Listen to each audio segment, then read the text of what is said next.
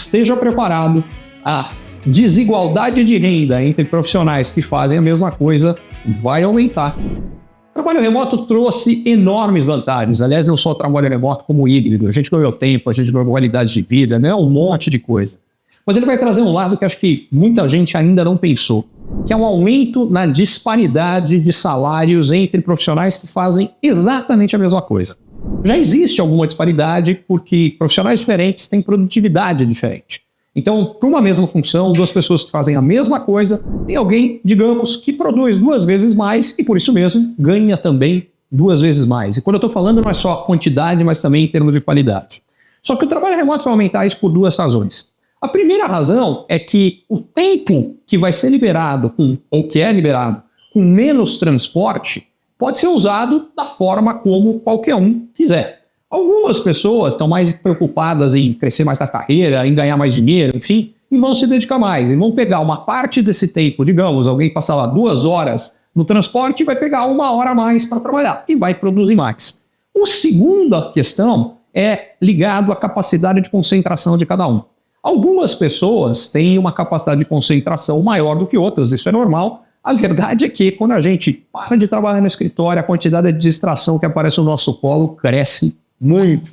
E a possibilidade da gente se perder no que era um momento que a gente deveria estar focado no trabalho e de repente se perdeu numa coisa e foi parar em outra e quando percebeu, tem que escorrer pela mão, ou mesmo que a gente esteja trabalhando, que a produtividade seja muito mais baixa, ela aumenta demais. Até porque também há pessoas com condições diferentes para poder trabalhar de casa uma em relação à outra. Por que isso é importante? Imagina 2 profissionais que no começo um ganhava 10 para fazer alguma coisa e o outro 5, porque o primeiro era 2 vezes mais produtivo do que o segundo. Só que agora, aquele que trabalha 10 resolveu que ele vai trabalhar um pouco a mais. E aí, em vez dele produzir 10, ele produz 12.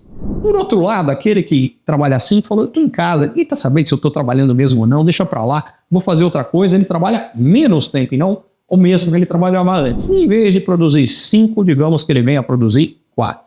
Mas para completar, aquele que já era mais produtivo, está trabalhando mais tempo, enquanto ele está trabalhando, ele está mais focado. E no caso desse profissional, o que aconteceu é que o fato dele poder trabalhar de casa não diminuiu a atenção dele, aumentou. Porque ele criou condições de fazer isso, ele está mais focado e tem menos colegas interrompendo ele.